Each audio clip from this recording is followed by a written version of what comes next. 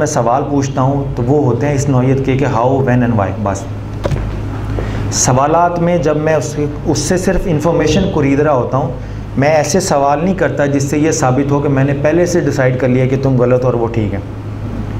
मैं कहता हूँ मुझे तो पता ही नहीं है कि कौन गलत है कौन ठीक है, अभी तो सिर्फ मैं ये देख रहा हूँ हुआ क्या हुआ था। जब वो ठीक तरीके से मेरे पास आ जाएगा फिर मैं देखूँगा कि हमारे कानून की रोशनी में किसने क्या गलत किया क्या ठीक किया।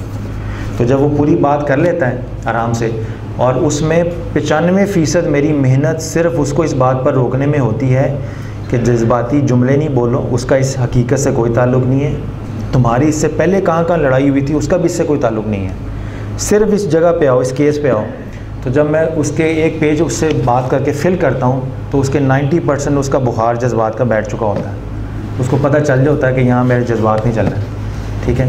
उसके बाद फिर मैं कहता हूँ तुम चुप करके आराम से बैठो, अब तुम बताओ तुम्हारा क्या था।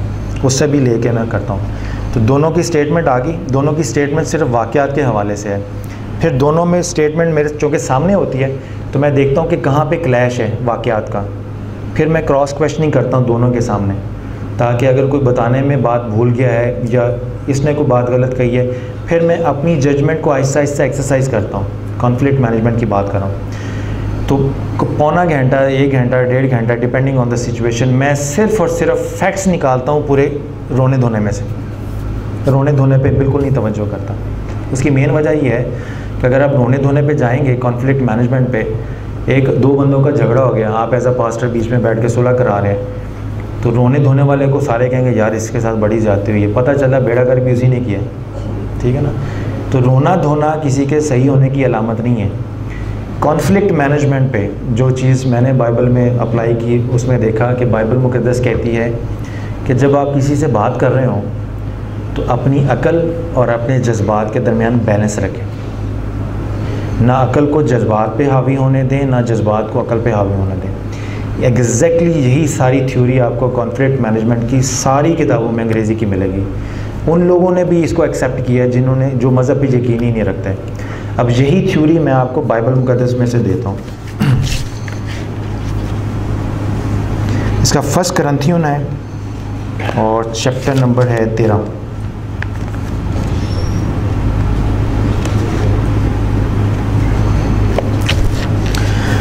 और इसकी आयत नंबर है 6 से 19। बस ए भाइयों, अगर मैं तुम्हारे पास आकर बेगाना ज़बानों में बातें करूं और मुकाशफा या इल्म नबूवत या तालीम की बातें तुमसे ना कहूं तो तुमको मुझसे क्या फ़ायदा होगा। चुनाचे बेजान चीज़ों में भी जिनसे आवाज़ निकलती है, मसलन बांसुरी या बरबत, अगर उनकी आवाज़ों में फ़र्क ना हो तो जो फूंका या बजाया जाता है वो क्यों कर पहचाना जाए। और अगर तुरही की आवाज़ साफ़ ना हो तो कौन लड़ाई के लिए तैयारी करेगा। ऐसे ही तुम भी अगर ज़बान से वाज़ेह बात ना कहो तो जो कहा जाता है क्यों कर समझा जाएगा। तुम हवा से बातें करने वाले ठहरोगे। दुनिया में ख्वाह कितनी ही मुख्तलिफ़ ज़बानें हों, अगर उनमें से कोई भी दुनिया में ख्वाह कितनी ही मुख्तलिफ़ ज़बानें हों, उनमें से कोई भी बेमाना ना होगी। बस अगर मैं किसी ज़बान के माना ना समझूं तो बोलने वाले के नज़दीक मैं अजनबी ठहरूंगा और बोलने वाला मेरे नज़दीक अजनबी ठहरेगा। बस तुम जब रूहानी नेमतों की आरज़ू रखते हो तो ऐसी कोशिश करो कि तुम्हारी नेमतों की अफजोनी से कलीसिया की तरक्की हो। इस सबब से जो बेगाना ज़बान में बातें करता है वो दुआ करे कि तर्जमा भी कर सके। इसलिए अगर मैं बेगाना ज़बान में दुआ करूं, अब ये गौर से सुनिएगा, इसलिए अगर मैं किसी बेगाना ज़बान में दुआ करूं तो मेरी रूह तो दुआ करती है पर मेरी अकल बेकार है। बस क्या करना चाहिए, मैं रूह से भी दुआ करूंगा, अकल से भी दुआ करूंगा, रूह से भी गाऊंगा और अकल से भी गाऊंगा। वरना अगर तू रूह ही से हम्द करेगा तो नावाकिफ़ आदमी तेरी शुक्रगुजारी पर आमीन क्यों कर कहेगा, इसलिए कि वो नहीं जानता कि तू क्या कहता है। तो तू बेशक अच्छी तरह से शुक्र करता है मगर दूसरे की तरक्की नहीं होती। अब पौलुस रसूल कहते हैं कि मैं खुदा का शुक्र अदा करता हूँ कि तुम सबसे ज़्यादा ज़ुबानें बोलता हूँ, लेकिन कलीसिया में बेगाना ज़ुबान में 10,000 बातें कहने से मुझे ये ज़्यादा पसंद है कि औरों की तालीम के लिए 5 ही बातें अकल से कहूँ, ठीक है। तो ये वो बात है कि जब आप कॉन्फ्लिक्ट मैनेजमेंट में बात कर रहे हों, किसी के मसले में बात कर रहे हों, ख़ुद से किसी मसले पे सोच रहे हों, तो दौरान सोचने के दौरान, दौरान गुफ्तगू और किसी के मसले हल करने के दौरान अपने और दूसरों के जज्बात में और अकल में बैलेंस रखेंगे तो उसका नतीजा अमन और सुकून निकलेगा, ठीक है जी। तो ये तीसरी चीज़ थी।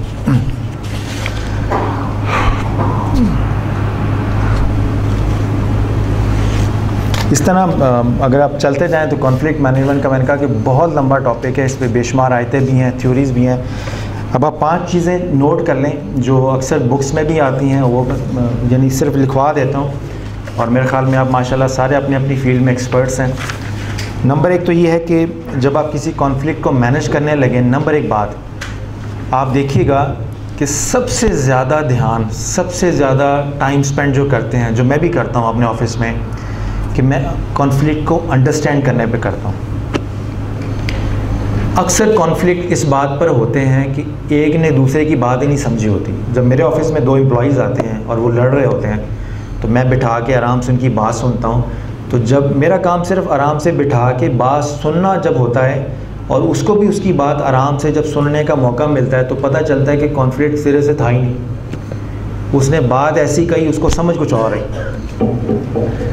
तो अक्सर कॉन्फ्लिक्ट मैनेजमेंट में जो इख्तलाफ है, आपस के लड़ाई झगड़े हैं, आप कौमी असम्बली में भी देख लें, सियासत में भी देख लें कि अखबारी तबसरों पे बयानबाजी हो रही होती है और जब ओरिजिनली उस आदमी से बात की जाती है सियासी काय से, वो कहता है मैंने तो कहा ही नहीं, ठीक है ना। तो और इसी तरह बाहमी मामलात में भी जब आप देखेंगे कि सबसे ज़्यादा टाइम आप स्पेंड करें कि कॉन्फ्लिक्ट को अंडरस्टैंड करने पे, किस चीज़ पे झगड़ा है, किस चीज़ पे इख्तलाफ है।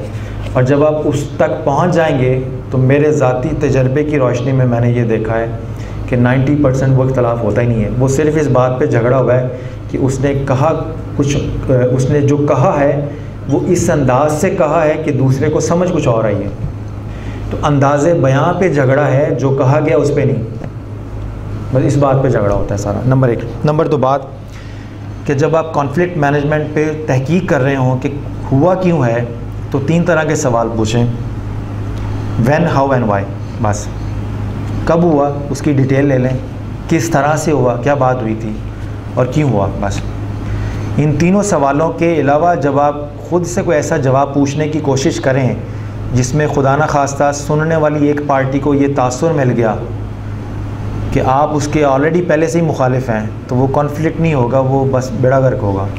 अगर मैं सवाल जवाब में एक एम्प्लॉय से ये कह बैठूँ कि यार तुमने तो पहले भी एक शरारत की थी, तो पकड़ा, याद नहीं है तुम पकड़े गए थे, तो एम्प्लॉय के जहन में बैठ जाएगा कि इसने मेरी पहली शरारत भी जहन में रखी हुई, इसने अब भी जो फ़ैसला करना है मेरे ख़िलाफ़ ही करना है। आपने जज को पहले से मुतनाज़ा बना दिया तो वकील लड़ेंगे वो केस? बिल्कुल नहीं लड़ेंगे। तो जब आपको अगर वो बंदा पसंद नहीं भी है, तो जब आप कॉन्फ्लिक्ट में डिस्कशन कर रहे हैं तो ये जहन में रखिए कि अभी तक कोई गिल्टी प्रूव नहीं हुआ। आप जो गुनाहगार है, जो अक्यूज़ड है, उसको भी उसी इज़्ज़त और एहतराम से नवाजें, और जो जिसने अक्यूज़ किया उसको भी इज़्ज़त और एहतराम से नवाजें, जब तक कि वो साबित ना हो जाए उसने कोई जुर्म किया या गुनाह किया। 3rd चीज़, तो दोनों पार्टियों को सुनें। और उसका बेहतरीन तरीका क्या होता है, मैं अपने तौर पे क्या करता हूँ कि अगर मैं ज़ुबानी भी बात सुनूँ तो मैं अपने आप को समझता हूँ अल्हम्दुलिल्लाह मैं इतना ट्रेन हूँ कि मैं सिर्फ ज़हनी तौर पर बात सुन के मामले की तह तक पहुँच जाऊँगा, मगर मैं जानबूझ के कागज़ और कलम लेके बैठ जाता हूँ सिर्फ़ उसकी तसल्ली के लिए कि मेरी बात अब ये ध्यान से सुन रहे हैं और नोट्स ले रहे हैं। बस उसके इत्मीनान कल्ब के लिए जानबूझ के कागज़ कलम लेके बैठता हूँ ताकि उसको एहसास ना हो कि मेरी बात है नहीं, बस सुन रहे हैं, कुछ नहीं कर रहे। तो बाज़ का जज को, अपने जो वकील हैं उनके बात को सुनने के लिए थोड़े से नोट्स भी लेने पड़ते हैं। बाज़ लोगों की याददाश्त इतनी तेज़ होती है कि वो सारी गुफ्तगू भी सुने तो उनको याद रहती है, मगर ये एतमाद आपको अपने ऊपर है, ये एतमाद दूसरे को आप पे नहीं है। इसलिए दूसरे के एतमाद को दौरान डिस्कशन बहाल रखने के लिए अगर आप नोट्स भी ले लें तो ये उसके भले के लिए ले रहे हैं, और नोट्स बाद में आपको काम भी आएंगे ताकि डिसीजन मेकिंग करते वक्त कोई पॉइंट्स आपके जहन से ना निकल जाए। और 4थी चीज़, जिस मसले पर भी झगड़ा है वो ख्वाह मुआशी मसला है, ख्वाह वो सियासी मसला है, ख्वाह वो कानूनी मसला है, ख्वाह वो दीनी मसला है, ख्वाह वो चर्च का मसला है, जिस मसले पर आपको ये ज़िम्मेदारी सौंपी गई है या आपके पास ये ज़िम्मेदारी आई है कि आपने इन दोनों के कॉन्फ्लिक्ट को ख़त्म करना है, उस मसले पर अगर आपकी तरबियत नहीं है तो आप उस मसले का बेड़ा गर्क ही करेंगे। अगर दो मुलाजमीन का एडमिनिस्ट्रेशन का मसला है और वो HR मैनेजर के पास आने की बजाय, जिसका काम ही ये सारी चीज़ें डील करना है, जिसको सारे रूल्स एंड रेगुलेशन का पता है, जिसको सारे लॉज का पता है, अगर मैं कहूँ कि ये दोनों मसले तुम मोची के पास ले जाओ, तो हो सकता है वो मोची बड़े प्यार से बातें सुने, बड़े ध्यान से बातें सुने, उनको चाय भी पिलाए, सारी अखलाकी ज़िम्मेदारियाँ पूरी करें, मगर वो नतीजे पे इसलिए नहीं पहुँच सकता कि उसका फील्ड ही नहीं है बेचारे का। और अगर दो गाहक लड़ पड़ें कि इस मोची ने मेरा जूता ठीक नहीं किया और इसने ठीक किया है और वो मेरे पास भेज दे, तो मैं कर लूँगा उसका मसला, मेरा फील्ड ही नहीं है। तो जिस मौजू पर आपने कॉन्फ्लिक्ट को मैनेज करना है, अगर उस मौजू की आपको अलफ बे नहीं पता, उस पर आप दस्तरस या महारत नहीं रखते, तो उसका बेड़ा गर्क होगा। इसलिए आप चर्च में अपनी सोशल लेवल के ऊपर जिस किसी को वो मसला रेफ़र कर रहे हैं, तो जिसको रेफ़र कर रहे हैं आपको उसका पता होना चाहिए कि ठीक आदमी को रेफ़र कर रहे हैं या नहीं कर रहे हैं, ताकि वो मसला बिगड़ ना जाए, वो सुलझने की तरफ जाए।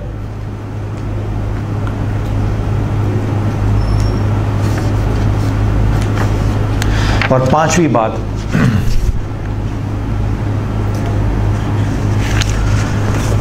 अगर आप खुदा न खासा आप किसी मसले में इन्वॉल्व हैं और आपको किसी के पास भेज दिया जाता है, अब हमने जो टॉपिक में था सोशल जस्टिस था ना, 3 इस्तिलाहें हैं उर्दू ज़ुबान में और अरबी में, इस्लामिक स्टडीज़ में। अब मैं आपको उसकी हवाला देता हूँ। अदल है, इंसाफ है और एहसान है, और ये तीनों बाइबल मुक़द्दस में पाई जाती हैं, ठीक है, मुख्तलिफ़ आयात में, ओल्ड टेस्टामेंट में भी हैं, न्यू टेस्टामेंट भी हैं।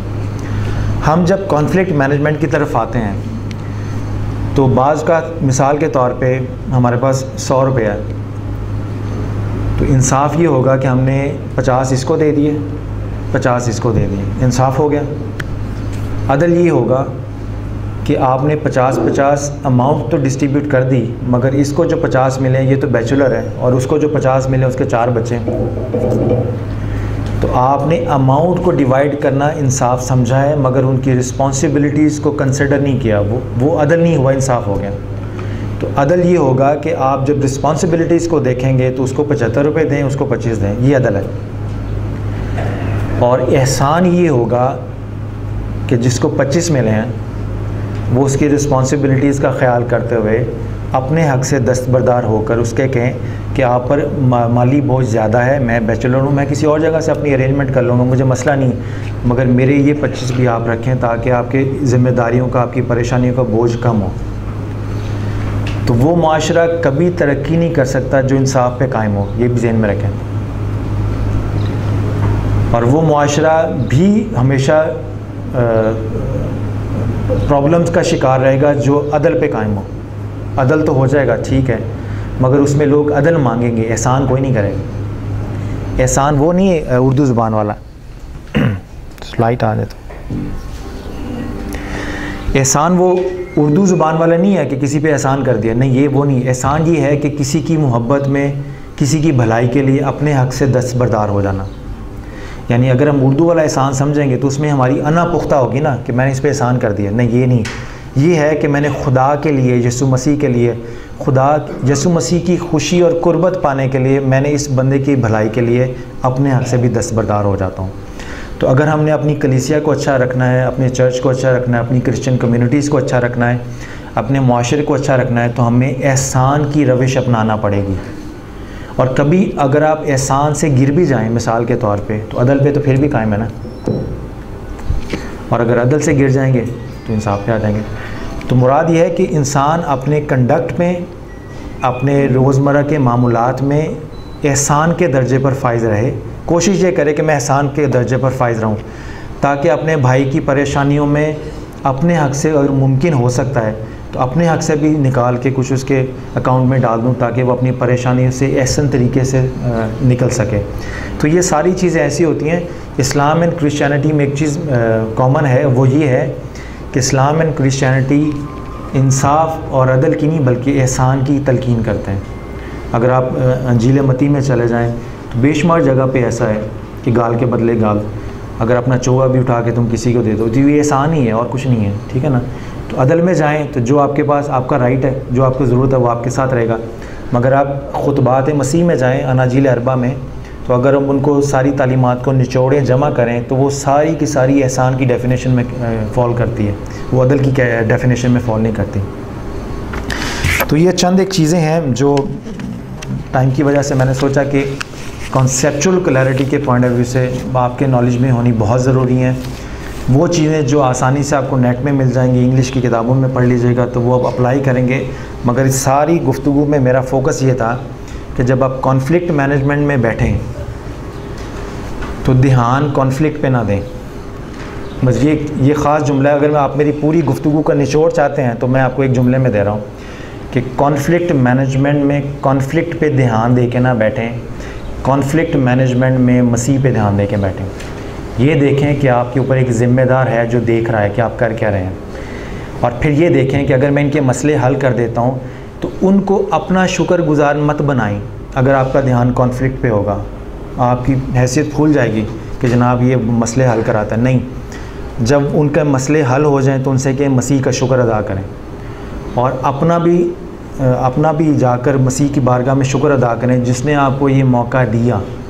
अगर आप ये सारी फ़िलासफ़ी कॉन्फ्लिक्ट मैनेजमेंट की यीशु मसीह के उस ख़िताब में ले लें कि खुदा कहता था मैं भूखा था और तुमने मुझे खाना नहीं खिलाया, मैं प्यासा था तुमने पानी नहीं पिलाया, तो वो सारी मिसालों में एंड पे खुदा ये कहता है कि अगर तुम ये काम करते तो मुझे अपने दरमियान पाते, अपने पास पाते। तो कॉन्फ्लिक्ट मैनेजमेंट की रिस्पॉन्सिबिलिटी अगर आप सेकुलर माइंडसेट के साथ करेंगे तो आप सोशल डेवलपमेंट के लिए एक रोल प्ले कर रहे हैं, दैट्स ऑल। मगर कॉन्फ्लिक्ट मैनेजमेंट की रिस्पॉन्सिबिलिटी जब आप गॉड माइंडेड या मसीह माइंडेड होके करेंगे तो ना सिर्फ आप सोसाइटी तो डेवलप हो ही जाएगी मगर आपकी कुर्बत भी अटैच होनी चाहिए। हर कॉन्फ्लिक्ट मैनेजमेंट में से अगर आप किसी का भला कर रहे हैं तो आपको ये एहसास हो कि आज मेरे साथ मसीह मौजूद थे उस मीटिंग के अंदर, आज मेरा मसीह के साथ कुर्बत का रिश्ता और ज़्यादा मजबूत हो गया। तो जिन लोगों का भला करें उनको भी ये शऊर दें। और ये वही बात है जो हज़ूर सल्लल्लाहु अलैहि वसल्लम ने कही थी कि एक सहाबी ने उनको इनवाइट किया घर पे, तो आपने फरमाया सहाबी ने कि या रसूलल्लाह मैंने नया रोशनदान बनाया है ताकि इसमें से ठंडी हवा आती रहे। तो आपने फरमाया कि अगर आप ये कहते कि इसमें से अज़ान की आवाज़ आएगी, हवा ने तो आना ही था। तो हज़ूर सल्लल्लाहु अलैहि वसल्लम ने अपने उस अमल से उस जुमले से ये मैसेज दिया कि खुदा का बंदा, ख्वाह वो मसीही है या मुसलमान, वो सारी चीज़ें खुदा को जहन में रख के करता है, उसके अंदर सेकुलरिज़म कुछ नहीं होता। जैसे पौलुस रसूल ने गालिबन कहा था, जो कुछ भी करते हो इस तरह से करो कि खुदा के लिए करे हो, इंसान के लिए नहीं करे। तो कॉन्फ्लिक्ट मैनेजमेंट की या पीस एंड सोशल जस्टिस की जो भी बात है वो खुदा को जहन में रख के करेंगे तो बरकत का एक कॉन्सेप्ट है जो सेकुलर साइंसेस में नहीं है। जितनी किताबें पढ़ लें वेस्ट में कॉन्फ्लिक्ट मैनेजमेंट की, उनके यहाँ बरकत का कॉन्सेप्ट नहीं है। वो बरकत फ़ील कर सकते हैं, उसको बयान नहीं कर सकते हैं क्योंकि उनका उस सोर्स से ताल्लुक़ नहीं है जहाँ से बरकत डिलीवर होती है। तो अगर आप ये सारी चीज़ें जहन में रख के करेंगे तो काम तो आप कर ही रहे हैं, जब ऊपर से बरकत आएगी तो आपको भी नहीं पता चलेगा कॉन्फ्लिक्ट रिजॉल्व कैसे होगा। तो ये वो सारी बातें हैं जो आप पहले से जानते थे, बस मैंने ज़रा अपने तरीके से इसको बयान कर दिए। और बाइबल मुक़द्दस के हवाले से जितनी भी आयतें कोट की, ये मेरी अपनी personal understanding of the Holi Bible है। इसमें अगर आपके ख्याल के मुताबिक मैं कहीं पीछे रह गया हूँ तो इसके लिए मैं पेशगी माज़रत हूँ। तो यहाँ तक मेरी गुफ्तगू ख़त्म हुई। अगर अब टाइम है तो क्वेश्चन आंसर राइल रख लें। अगर किसी के जहन में कोई सवाल है तो मैं हाज़िर हूँ। सवाल ज़रा आसान कीजिएगा, मुझे ये देखें। जी एक सवाल इधर से, अगर माइक दे दें इनको तो। 4-5 सवाल ले लें। अच्छा 4-5 विशेष वक्त कह रहे हैं सवाल ले लें तो अच्छी बात, अगर है जी। अगर कोई अपने सवाल चाय के लिए कुर्बान करना चाहता है तो ये भी अच्छी बात। Thank you very much. आपने बड़ा अच्छा कॉन्फ्लिक्ट रेजोल्यूशन के ऊपर जो बातें की हैं बड़ी अच्छी हैं और बड़ी हज़म हो रही हैं और बड़ी आसान तरीके से आपने बताया। मुझे सिर्फ एक चीज़ जो है वो समझ नहीं आई है कि आपने जैसे कॉन्फ्लिक्ट मैनेजमेंट में बात की कि अगर केस आपके पास आ जाते हैं आपके ऑफिस में से, वो जो पुरानी बातें करना चाहते हैं आप कहते हैं कि मैं उनको बिल्कुल नहीं सुनता। यहाँ पर मुझे थोड़ा सा इख्तिलाफ हुआ या मैं समझ जी जी कि बाज़ दफ़ा जो कॉन्फ्लिक्ट अराइज होते हैं वो प्रीवियस एनिमिटी की वजह से या प्रीवियस जेलसी की वजह से या कुछ और इस तरह का पहले हो चुका होता है, और उस वजह से भी समटाइम्स एक शख्स जो है वो दूसरे पर जी जी कोई गलत तरीके से इल्ज़ाम लगाता है या उसके खिलाफ कुछ ऐसा गलत काम करता है। जी। इस पर थोड़ा सा रोशनी डालें। अच्छा, उसमें आपके बड़ा जेन्युइन जी मेरा मशवरा है, जी। अगर आप जी। समझते हैं, अगर और सवाल हैं सारे नोट कर लीजिए, अगर आप उसको समझ। ठीक है, हम इकट्ठे ही सवाल को नोट कर लेते हैं। मेरा ख्याल है अगर मैं सवालों की तरतीब और सवाल ना बोला तो मैं भी खड़ा हो जाता हूँ। जी जी डॉक्टर साहब, कल हम एक ग्रुप डिस्कशन में थे जिसमें ये बार बार बात आई कि जो तनकीद की जाती है या मनफी रवैया होता है, मनफी सियासत होती है, चाहे चर्च में हो चाहे इदारे में हो, तो वो आमतौर पर ताल्लुकात को ख़राब करती है और जो डेवलपमेंट की तरफ जाते हैं उसको रोकती है। तो दो बातें चल रही थी कि जो लीडरशिप है उस पर तनकीद की जाती है, और ये भी बात सामने है कि जो लीडर भी आकर इंसान होता है, चाहे वो पादरी है जी चाहे वो किसी भी ओहदे पे है। तो मैं आपसे ये एक बहुत उलझी हुई बात है कि जब हम तनकीद करते हैं, मिसाल के तौर पर मेरे वालिद साहब हैं और इंग्लिसिया होने के नाते मेरे जहन में कोई चीज़ आती है, अगर मैं उनसे कोई बात करती हूँ तो शायद हो सकता है बहुत अच्छी बात उसको अच्छी तरीके से की जाए तो वो उसको सीखेंगे, लेकिन अगर वही अच्छी बात को मैं अपने जो जज है या अपना मनफी मेरा रवैया है उससे करूँगी तो वो उनको बुरी भी लगेगी और एक पार्टीबाजी की हिसाब है। जब ये सूरत होती है स्पेशली चर्चेज में बहुत ज़्यादा ये कंप्लेन है वालिद साहबान का ये है कि हम पे तनकीद की जाती है, तो जो कलीसिया है वो सोचते हैं कि वालिद साहबान बर्दाश्त नहीं करते, तो इस तरह की जो कॉन्फ्लिक्ट है उसमें आप उसको जी आप मैं हारून भाई की इसी बात को थोड़ा सा आगे लेके चलूँगी, क्योंकि बात होते हैं जैसे क्लाइंट कह लें या हमारे जो कलीग्स होते हैं या हमारे पास जब वो आते हैं अपना, तो एक होता है, एक तो चाहता है कि इस तरह की छोटी बात में ना लेके जाओ, एक होते हैं उनकी आदत होती है कि छोटी सी भी बात होगी तो वो फटाफट लेके आ गए हैं और फिर आपने कहा कि वो दोहराना नहीं कि ये आप उनको सुने ज़रूर, हम ज़रूर सुनते हैं, बिठाते भी हैं, लेकिन एक शख्स जो है वो बार बार आके अपनी उसी बात को वो फिर से उस पर हावी होने की कोशिश करता है या कोई ना कोई ऐसी बात कर देता है, तो फिर उसको हमें याद दिलाना कि आप तो कितनी दफ़ा आए हो और ये फर्स्ट टाइम आपकी शिकायत लेके आया है, तो इसको तो ज़रूरी है कि हम उसको याद दिलाएं। दूसरा क्वेश्चन मेरा ये था कि अभी जब हम जस्टिस की और एहसान की और अदल की बात कर रहे थे, तो उसमें मुझे ये जब आपने कहा कि वो एहसान तो बंदा करेगा, लेकिन हम जब इंसाफ करने पे आएंगे तो उसको 75% देंगे, उसको 25 देंगे, तो वो तो हमारा सर फाड़ने पे आ जाएगा। वो कहेगा कि नहीं, ये कहाँ का इंसाफ है, मेरी फैमिली तो है ना, अगर मैं सिंगल हूँ या उसकी अपनी पर्सनल फैमिली है, तो इस पे आके भी एक और कॉन्फ्लिक्ट शुरू हो जाएगा कि ये कैसा इंसाफ है कि मैडम ये आपने कैसे की है, ये तो मैं नहीं मानता, उसको भी उतनी ज़रूरत है, महंगाई उसके लिए भी है, मेरे लिए भी है, ठीक है, तो इसको हम कैसे जस्टिफाई कर सकते हैं? एक और ले थैंक यू। बैक पे सवाल। Thank you sir. एक क्वेश्चन मैं जो पूछना चाहता हूँ वो ये है कि हम सोशल कॉन्फ्लिक्ट की तो बात करते हैं, मगर बात ये है कि हमारे डोमेस्टिक कॉन्फ्लिक्ट भी कहीं ना कहीं होते हैं। एक बात है कि हम अगर घर की बात करें तो हमारे पेरेंट्स ये चाहते होते हैं कि ये मेरा बेटा ये बने या मेरी वादा ये चाहती है कि मेरा बेटा ये बने, तो उस सूरत में आपने रोमन्स की एक आयत रिकॉर्ड की थी जो 12 पास था, उसका 4 से 17 आयत थी। मैं सिर्फ आपसे ये पूछना चाहता हूँ, उस सूरत में आप अपने आप को किस तरह जस्टिफाई कर सकते हैं या आप उस सूरत में कौन सी फील्ड ऐसी अपनाना चाहेंगे जो अकॉर्डिंग टू आपके, क्योंकि बायोलॉजी तो हमने सुनी, अगर मैनेजमेंट साइंस को या बायोलॉजी को कंबाइन करके देखें तो उसमें हमारे लिए कौन सा सूटेबल वे होगा जो हमारे लिए आगे जाकर प्रॉफिटेबल हो सकता है? ठीक है, अब जी और तो कोई नहीं सर। अभी आपने एक बात सेक्युलरिज्म के हवाले से कि सेक्युलरिज्म लादीनियत है पर उसका रिलीजियस लादीनियत जो है, लेकिन मैं इसे इस तरह समझूँ सेक्युलरिज्म जो है वो लादीनियत नहीं है, वो हर शहरी जो है वो उसका अपना एक नुक्ता निगाह हो सकता है, उसकी इंसाफ क्या होते हैं, क्योंकि पाकिस्तान एक इस्लामी मुल्क है और इंडिया जो है वो एक सेकुलर मुल्क है, लेकिन वहाँ पर बिला इम्तियाज एक शहरी को जो वो अहमियत दी जाती है। तो मेरे ख्याल में सेकुलरिज्म जो है वो लादिनियत नहीं है, वो आपके यहाँ पे लादिनियत है। अब हम जवाब की तरफ आ जाते हैं। कोई और सवाल तो नहीं है, फिर डॉक्टर साहब जवाब दे सकते। जी डॉक्टर साहब। जी अच्छा, अब मैं अगर तरतीब और सवाल याद रखने की कोशिश करता हूँ। आपका सवाल था कि बाज़ का मामलात में पिछले मामलात को नहीं डिस्कस करना चाहिए। वो मेरी जो गुजारिश थी वो ये थी कि जब आप उस मसले पर जिस पर इख्तलाफ हुआ है, जब लोग आपके ऑफ़िस में आपके पास आए हैं और जो वजह इख्तलाफ बनी है आपके दफ्तर में आने की, जब आप उस पर फैक्ट फाइंडिंग नोट कर रहे हों, उस वक़्त पिछले मामलात को ना लें। मैं ये नहीं कह रहा कि पिछले मामलात को सिरे से ही ना लें।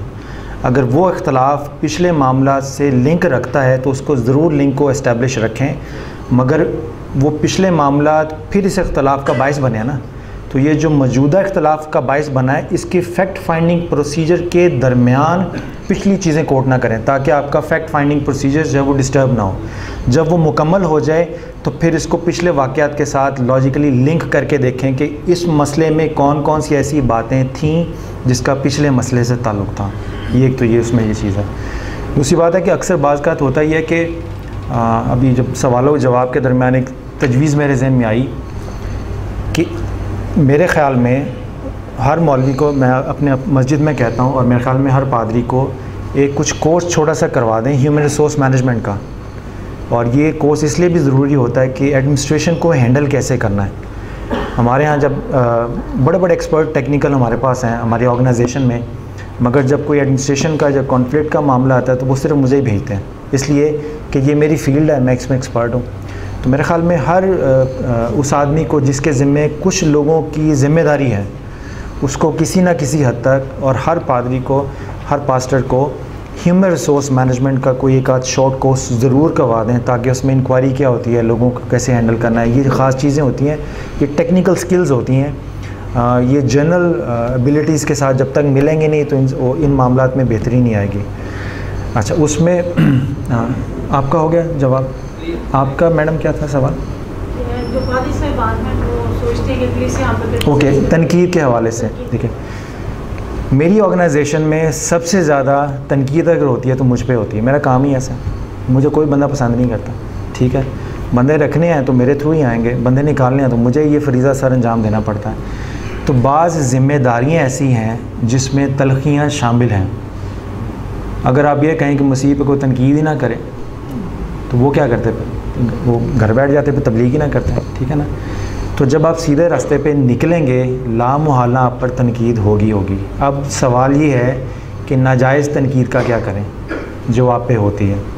तो उसका एक तरीका तो ये है कि अगर चर्च में तनकीद हो रही है, लोग तनकीद कर रहे हैं, तो मेरे ख़्याल में कोई ऐसा शोबा बना दे काउंसलिंग का, कोई ऐसा किसी को कोई ऐसी रिस्पॉन्सिबिलिटीज़ दे दें ताकि जो तनकीद होती है उसको आदमी को बुला के उसकी तनकीद सुनी जाए, उसकी लॉजिकल इवैल्यूएशन की जाए। अगर तो वो ठीक है तो बात कर ली जाए।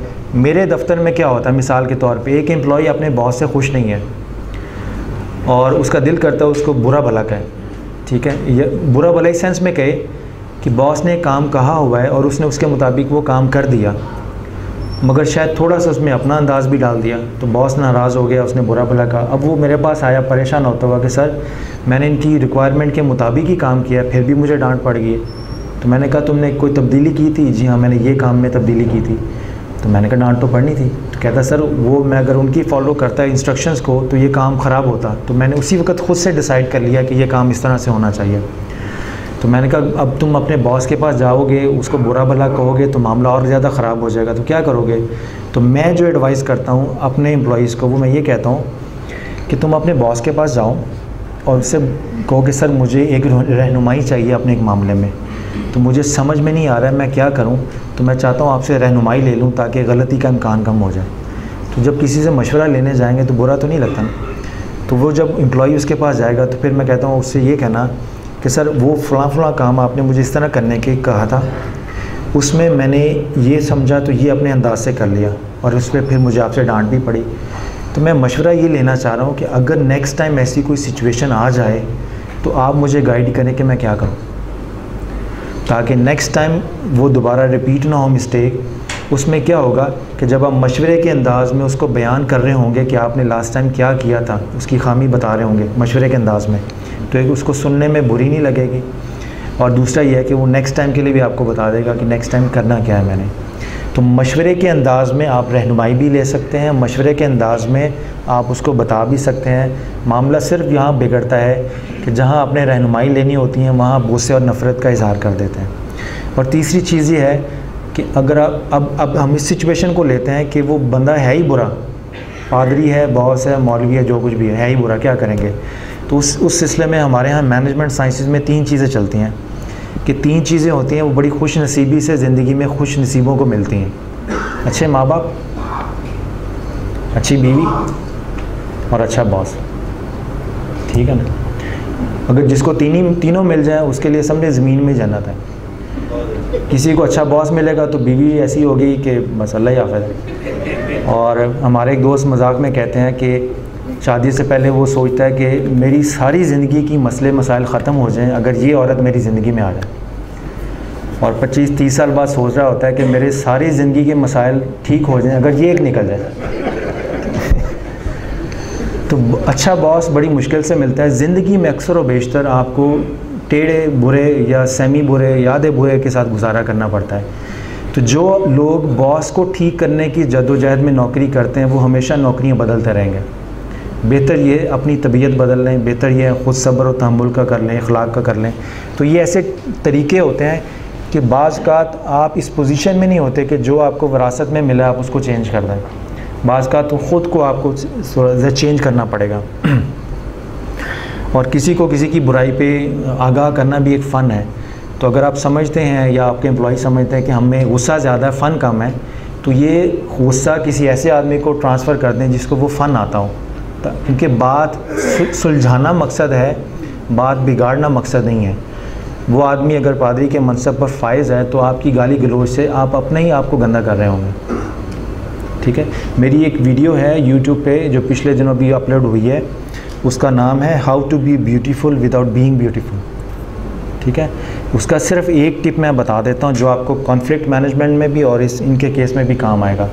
उसमें मैंने एक जुमला बोला था कि अगर आप बग़ैर खूबसूरती के खूबसूरत नज़र आना चाहते हैं तो एक काम करें, पाकिस्तान से प्यार करें और पाकिस्तानी होने पर फ़ख्र महसूस करें। ये जुमला मैंने बोल दिया वहाँ पे। अब वो समझ रहे थे कि ये तो हम दिन में 10 दफ़ा सुनते हैं। मैंने कहा जी बिल्कुल सुनते हैं। तो मैंने उनका मतलब ये समझाया जो मैं अभी यहाँ बयान कर रहा हूँ कि हमारी मुआशरे में पहचान क्या है, अपने माँ बाप, ठीक है जी। और या हमारी मुआशरे में पहचान होगी कि हम मलक हैं, कियानी हैं, तेली हैं, पता नहीं और कितनी किस्मों के यहाँ पे आजकल हमारे यहाँ जाते हैं। तो जब आप मुआशरे में आगे बढ़ते हैं तो मुआशरे में अगर आप चाहते हैं कि लोग आपकी इज़्ज़त करें तो क्या करते हैं आप अपने वालिदैन के हवाले से पहचाने जाते हैं। आप वो पहचान चेंज नहीं कर सकते, आपके वालिदैन आपके साथ ही हैं, ख्वाह कोई इनको पसंद करे ना करे, ठीक है ना, वो उसकी ऑप्शन है। आपकी ज़ात है तो ज़ात के हवाले से। फिर इस तरह फैमिलीज़, बिज़नेस फैमिलीज़ भी हैं, वो भी इसी तरह रन करती हैं कॉर्पोरेट सेक्टर पे। कोई सैगल फैमिली है, कोई हाशवानी फैमिली है, तो वो फैमिलीज़ के नाम का सहारा लेके लोग ज़िंदा रहते हैं। अगर आप चाहते हैं कि आपके मुआशरे में आपकी पहचान के हवाले से इज़्ज़त हो, तो कभी कोई ऐसा आदमी देखा है जो मुआशरे में निकले और अपने माँ बाप को बुरा भला कह रहा हो? कभी कोई ऐसा आदमी देखा है जो मुआशरे में निकले और अपनी ज़ात को ही बुरा भला कह रहा हो? तो सुनने वाले देखेंगे कि अगर अपनी ज़ात को ये बुरा भला कह रहा है तो ख़ुद भी तो उसी ज़ात में से है, तो ये ख़ुद भी वैसे ही होगा, ठीक है ना। तो मैंने जब ये कहा था कि जब आप पाकिस्तान को प्यार करें, पाकिस्तान से मोहब्बत करें, तो मुराद ये है कि जिस तरह आपके वालिदैन इंसान थे, उनमें भी गलतियाँ थी, उन्होंने भी कोई गुनाह किए ही होंगे ना। तो आप अपनी जब पहचान को मार्केट में बयान करते हैं तो आप अपने वालिदैन में नुक्स निकाल के करते हैं जो उनकी खूबियाँ बयान करते हैं। आपको पता वो इंसान थे तो उनकी खामियों खूबियों पे, उनकी खामियों गलतियों पे पर्दा रख कर अपने वालिदैन की खूबियाँ बयान करते हैं, ताकि मुआशरे में सुनने वाले को पता चले कि अगर इनके वालिदैन इतने अच्छे थे तो उन्होंने इस बेटे की कितनी अच्छी तरबियत की होगी जो बात कर रहे हैं। ऐसे ही है ना। तो जो आदमी चाहता है कि उसकी माशरे में इज़्ज़त हो, वो पाकिस्तान से प्यार करे, तहरीक पाकिस्तान के जो कायदीन हैं, ख्वाह वो मुस्लिम हैं नॉन मुस्लिम हैं, उनकी इज़्ज़त और एहतराम को मलूज़ ख़ातर रखे। इसी तरह चर्च में, वो मैं उस केस की तरफ आ रहा हूँ कि चर्च से बाहर जब आप अपने पास्टर की या अपने कलीसिया के किसी लीडर की बदकलामी करेंगे या बात करेंगे तो उससे वो बेहतरी तो पैदा नहीं होगी। आप अपने मसलक को, अपने मज़हब को, अपनी कलीसिया को ही बदनाम कर रहे हैं ना, ठीक है ना। तो जो लोग आपकी बात सुन के हंसेंगे वो उस पादरी पे नहीं हंस रहे, वो उस कलीसिया पे हंसेंगे, उस डिनोमिनेशन पे हंसेंगे, उस सिस्टम पे हंसेंगे। तो पौलुस रसूल ने जैसे कहा कि जब आपने किसी भाई की सलाह करनी हो तो अकेले में बुला के करो, और अगर मज़ीद करनी हो तो 2-4 भाई और बुला लो। इब्तदाई जितनी भी कॉन्फ्लिक्ट मैनेजमेंट में स्ट्रगल करनी है वो अकेले बुला के मोहब्बत और शफ़क़त से करो, तनकीद और गाली गलोच और इल्ज़ाम तराशी से नहीं। और अगर वो फिर भी बाज नहीं आता तो फिर ये डिसीजन कलीसिया के लेवल पे होना चाहिए कि उसको कलीसिया में रखना या नहीं रखना। इंडिविजुअल लेवल पे चपरासी भी बात कर रहा है, हाउसकीपर भी बात कर रहा है, कुक भी बात कर रहा है, ये चीज़ें इंस्टीट्यूशन को और डेजिग्नेशन को बदनाम करती हैं, सोल्यूशन नहीं होती। तो इसलिए मेरा तो मशवरा ये होगा उस केस के अंदर कि जो लोग उससे बात कर रहे हैं, मुखालिफ में हैं, उनकी पहले बात सुन ले, हो सकता है वही दुरुस्त बात ना कर रहे हों। अगर बहुत ज़्यादा कंप्लेन है तो जिसके मुतालिक कंप्लेन है उसको बुला के प्यार से कलीसिया के और 2 बुज़ुर्गों को साथ बिठा के उनसे बात कर ली जाए। ख़राब आदमी का भी एक ओहदे पर बहुत ज़्यादा देर रहना उस कलीसिया की बदनामी का भी बाइस बनता है। तो कोशिश करनी चाहिए मुख्तलिफ़ एंगल से इस मसले को जितना बेहतर हो सके सुलझा लें। आपका मैडम क्या था सवाल? एक तो ये था कि अगर वो जब कॉन्फ्लिक्ट करते हैं और वो एक ही बंदा बार बार आता है और हम ओके, इस एक सवाल का मैं जवाब ये देता हूँ कि एक ही कॉन्फ्लिक्ट जब बहुत ज़्यादा तूल पकड़ जाए और वही बंदा बार बार वही कॉन्फ्लिक्ट लेके आ रहा है तो उसकी एक वजह तो ये होती है कि अगर आपने पहली दफ़ा ही उस मसले को हल कर लिया होता तो उसको बार बार आने की ज़रूरत ना पड़ती। बाज़ मामला ह्यूमन रिसोर्सेज कैसे होते हैं कि जब आप देख लें कि अगर यहाँ पे मैंने इसको ना रोका तो ये आगे चल के बड़े कॉन्फ्लिक्ट में कन्वर्ट होगा, तो हम वहीं उसी लेवल के ऊपर वार्निंग लेटर दे देते हैं। वर्बल वार्निंग होती है, डिमोशन हो जाती है, इन राइटिंग वार्निंग होती है, कैश फाइन होता है, सारी चीज़ें होती हैं। तो डिसिप्लिनरी एक्शन अगर वहीं लेकर उसको डॉक्यूमेंट कर लिया जाए। एक आदमी बहुत करप्ट है, जब मैं नई जॉब की तो पता चला ये बंदा बहुत करप्ट है। मैंने फ़ाइल देखी तो बिल्कुल साफ़, तो मैंने कहा फ़ाइल के मुताबिक तो ये फ़रिश्ता है, आपके नज़दीक करप्ट होगा। तो करप्ट आदमी फ़ाइल के नज़दीक फ़रिश्ता इसलिए था कि उसको हमेशा वर्बल वार्निंग दे के टरखाते रहे, उसकी फ़ाइल में कोई डॉक्यूमेंट्री एविडेंस नहीं लगाई। तो कल को अगर आपने उसको अपनी कलीसिया से या अपनी ऑर्गेनाइजेशन से निकालना होगा तो आपके पास लीगल फुटिंग नहीं होगी, फाउंडेशन ही नहीं है। कोर्ट में जाएंगे फ़ाइल लेके तो वो कहेगा ये तो मासूम है, ये तो आप लोग गलत हैं कि इस पर जुल्म करते हैं। तो जब भी डिसिप्लिनरी एक्शन में किसी की कंप्लेन आती है उसके मुतल्लिक आए या किसी और के मुतल्लिक, तो आप फौरी तौर पर एक्शन लेके उसको डॉक्यूमेंट ज़रूर करें। किसी को वार्निंग देनी है तो वार्निंग लेटर दे दें। अगर वर्बल वार्निंग से काम चल जाता है, हमारे यहाँ ये होता है वर्बल वार्निंग कर देते हैं, अगर माइनर हो बुला के समझा दिया, सुलह सफाई करवा दी। और मेजॉरिटी के केसेस में ऑर्गेनाइजेशनल एडमिनिस्ट्रेशन में मेजॉरिटी के केसेस में जब लोगों में लड़ाई होती है तो वो प्रोसीजर्स पे क्लियर नहीं होते। जिस बंदे के अंडर 2 बंदे काम कर रहे हैं उस बंदे ने चार्ज संभाला है सुपरविज़न का, मगर आगे बताया नहीं कि आप लोगों ने करना क्या, तो वो ज़ाती कन्फ्यूजन में लड़ाई हो जाती है। जब हम बैठ के पूछते हैं तो पता चलता है जी ये काम करना था, इसने तो बताया नहीं। फिर हम उसके डिपार्टमेंट हेड को बुलाते हैं कि जब आपने इनको रखा था नौकरी पे तो इनकी ओरिएंटेशन करानी थी, इनको ट्रेनिंग देनी थी, ताकि हमारी ऑर्गेनाइजेशन में ये मिल गुल जाए, इनको पता चल जाए कि ये काम करूँगा तो वार्निंग लेटर मिलेगी, ये काम करूँगा तो तारीफ़ी ख़त मिलेगा। तो अक्सर कॉन्फ्लिक्ट झगड़े ऑर्गेनाइजेशन के अंदर इस बात पे होते हैं कि उन्हें जिस काम के लिए रखा गया है, रखने के बाद फिर पूछता ही कोई नहीं है कि अपनी मर्ज़ी से करते जाओ। और वो आदमी जो पीछे इतने अरसे से ऑर्गेनाइजेशन के असूल के मुताबिक कर रहा है, तो अपनी मर्ज़ी से करने वाला और ऑर्गेनाइजेशन के असूल के मुताबिक करने वाला जब मिलते हैं तो झगड़ा होता है। और उस झगड़े में हम अगर इन्वेस्टिगेट करें तो पता चलेगा कि जिस दिन नए आदमी को रखा था उसको हमने प्रॉपर ट्रेनिंग या ओरिएंटेशन नहीं करवाई थी। दूसरा क्वेश्चन क्या था मैम? 75% एग्जैक्टली वो 75 वो वाला, वो मैंने जो मिसाल दी थी वो दी थी रवैयों में रखने के लिए। जब आप इन्वेस्टिगेशन करने के बाद लॉ की तरफ आते हैं तो ये एहसान फ़ैसला करने वाले ने नहीं करना होता, ये एहसान उसने करना होता है जिसके हक़ में फ़ैसला हुआ है और ये ऑप्शन उसके पास होता है ये इख्तियारी ऑप्शन होता है, ये बाय लॉ नहीं कह सकते आप। तो मुराद ये है कि जब आप फ़ैसले करें, फ़ैसले करने से पहले, दरमियान में या बाद में, लोगों के दरमियान जहाँ पे वो रह रहे हैं उनके दरमियान ऐसा बाहमी अखलाकी राब्ता और ताल्लुक़ पैदा करें जहाँ पे लोग एहसान का सोचें, अदल का ना। ये मेरा मतलब है। तो जब रवैयों में ये चीज़ होगी तो इख्तलाफ भी कम हो जाएगा, आपके पास केस भी कम आएंगे। मगर जब आपने एज एडमिनिस्ट्रेटर या डिसीजन मेकर फ़ैसला करना है तो फिर आपने as per law, as per rules ही फ़ैसला करना होगा।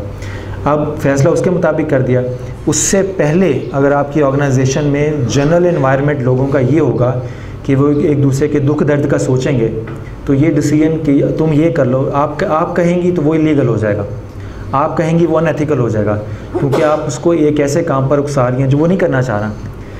तो देखिए ना, अगर उसने ज़बरदस्ती ही करना है नेकी का काम, तो ज़बरदस्ती के नेकी के काम में फिर वो प्रिविलेज नहीं मिलते जो ख़ुद से डिसाइड करने में मिलते हैं। मेरा ख्याल है कुछ क्लैरिफिकेशन चाय पे भी जा सकती है। एग्जैक्टली, बहुत देर हो जाएगी। तो बहरहाल ये है कि आप सब लोगों के सब्र और तहम्मुल का बहुत बहुत शुक्रिया, बहुत बहुत शुक्रिया, थैंक यू।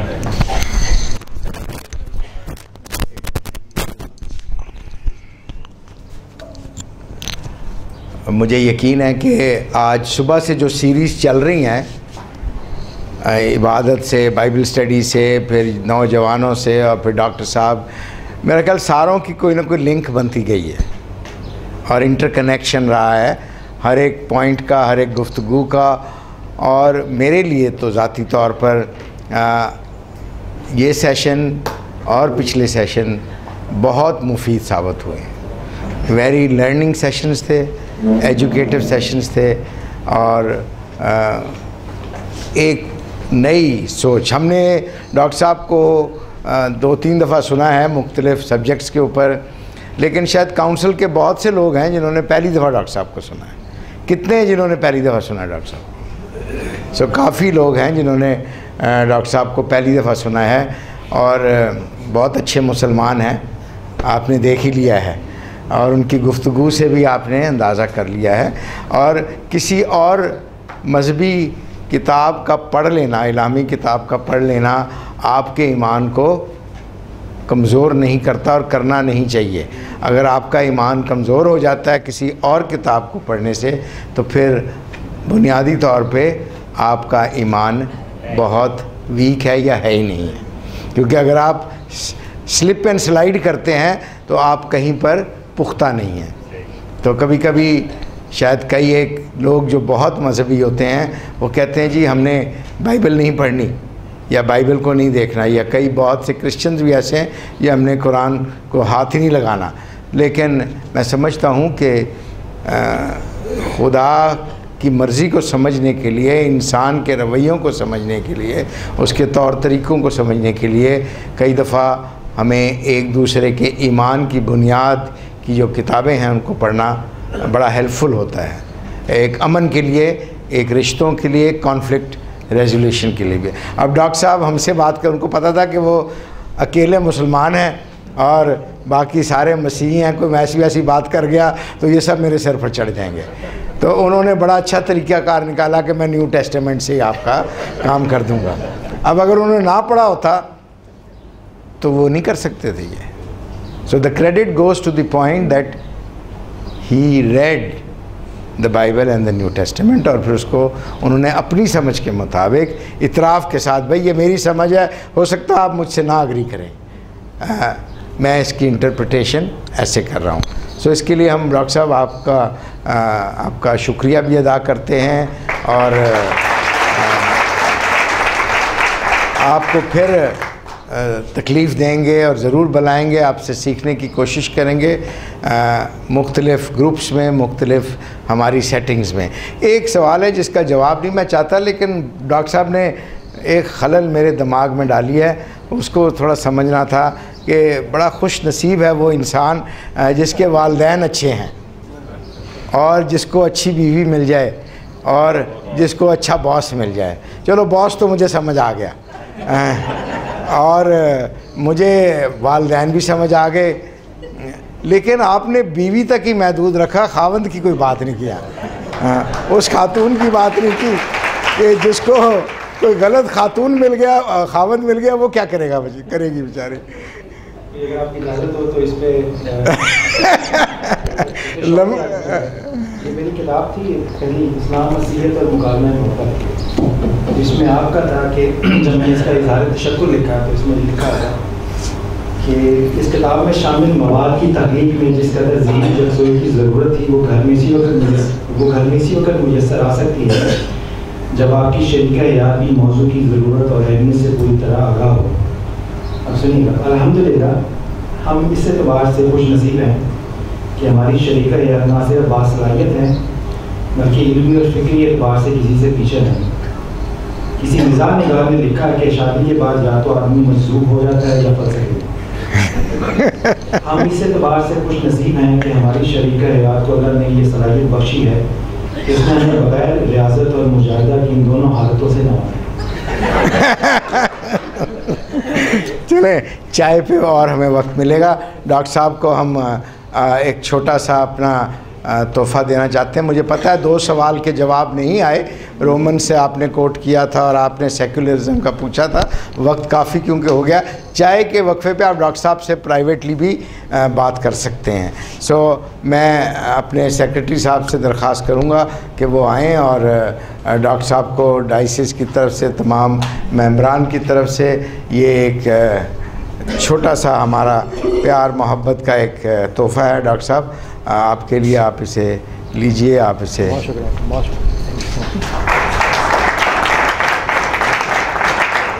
बहुत बहुत शुक्रिया डॉक्टर साहब, ये गिरना बहुत बहुत शुक्रिया। अब कुछ सूरतें, हाँ तस्वीर ले लें आप।